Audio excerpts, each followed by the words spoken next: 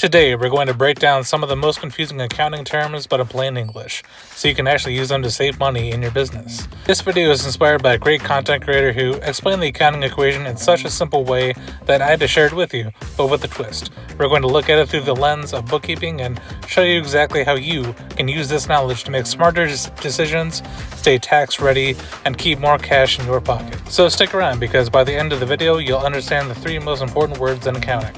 And more importantly, how mastering them gives you control over your business finances. Knowing just a few accounting basics could literally be the difference between keeping thousands of dollars in your pocket or watching it slip away to the tax man.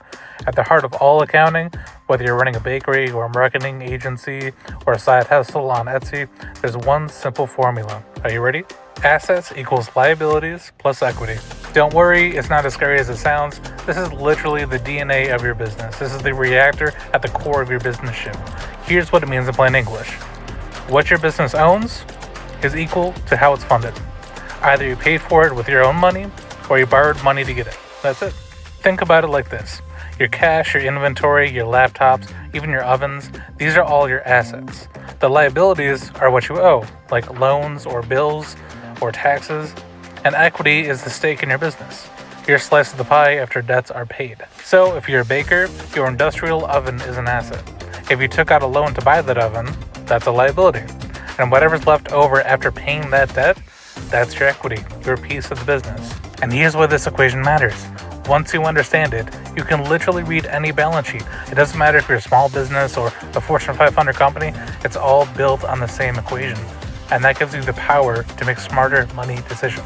Alright, let's break down the first piece of the equation, assets. Think of assets as the valuable stuff your business owns or controls. These are the things that help you make money or keep your operations running smoothly. So first, we've got long-term assets. These are the big things that you buy that last more than 1 year. For a baker, that's your oven. For a photographer, it's your camera gear. For an online business owner, maybe it's your laptop or even your home studio setup. Now here's the money-saving part. You don't expense these all at once. Instead, you spread the cost out over a few years. That's called depreciation. It's basically the IRS acknowledging that your equipment loses value over time. And when you track it right, it means bigger tax deductions spread over multiple years. That's free money if you're paying attention. When you buy these kinds of long-term items, it's called capital expenditure. But if you're just repairing or maintaining them, that's a regular expense. Big difference, and knowing this helps you maximize your deductions. And second, we have current assets or short-term assets. These are short-term things you expect to turn into cash within 1 year, like your inventory, for example. It can be your receivables, which is just money that customers owe you after you've already done the work. It can be prepayments, like paying insurance up front, and of course, cash in the bank. One huge mistake I see business owners make, forgetting about receivables. You do the work, you send the invoice, and then it just slips out of your mind because money isn't in your account yet. But here's the truth, receivables are your assets. If you don't track them, you can run into cash flow problems.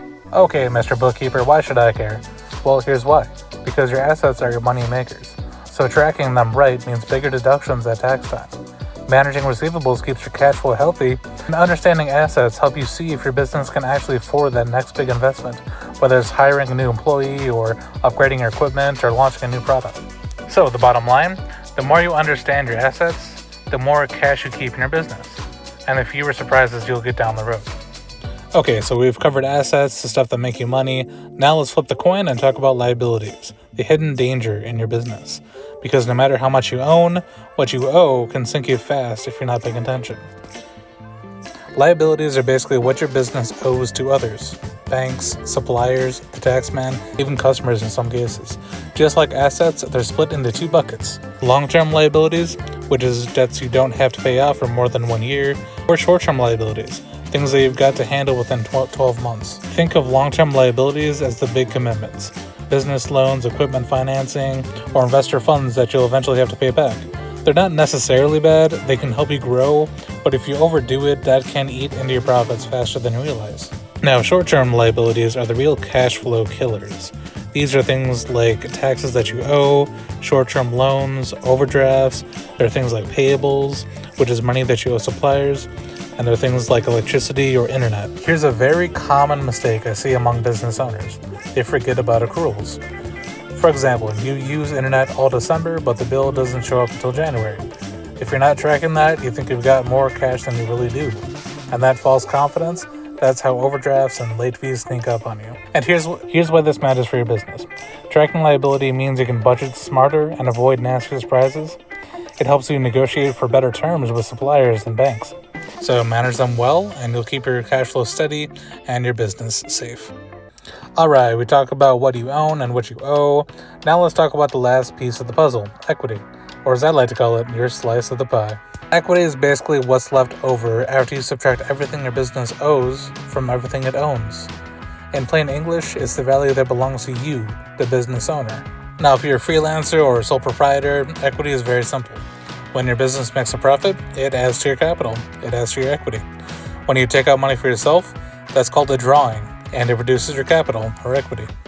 But if you run a company, equity is made up of things like retained earnings, which is the profits that you kept in the business over time, or share capital, which is money invested in exchange for shares, or dividends, which is money that you pay out to shareholders, which reduces your retained earnings. Okay, Mr. Bookkeeper, why should I care about equity? Well, here's why. Because it's your business's health score. It's your scoreboard. Strong equity means you look solid to banks and investors. And weak equity, that's a red flag because you're drowning in debt or bleeding cash. And here's the exciting part. Equity isn't just a number. It's proof of all your hard work. The healthier your equity, the more freedom you have to grow your business, reinvest in new opportunities, or even sell your company for a better price down the road. So remember, equity is your slice of the pie. And the stronger it is, the more control you have over your business's future.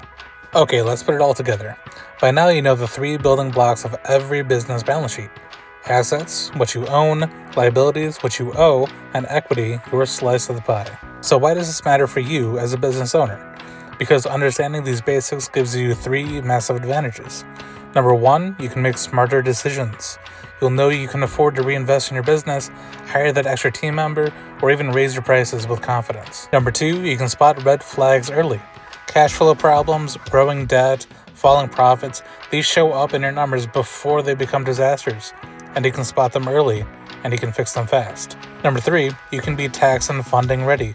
When tax season hits or you apply for a loan, you'll be organized and prepared. No scrambling, no panic, no lost deductions. And here's the mindset shift. Even if you have a tall, dark, and handsome bookkeeper like me, this isn't just the bookkeeper's job. This is your business. The more you understand your numbers, the more control you have over your money and your future.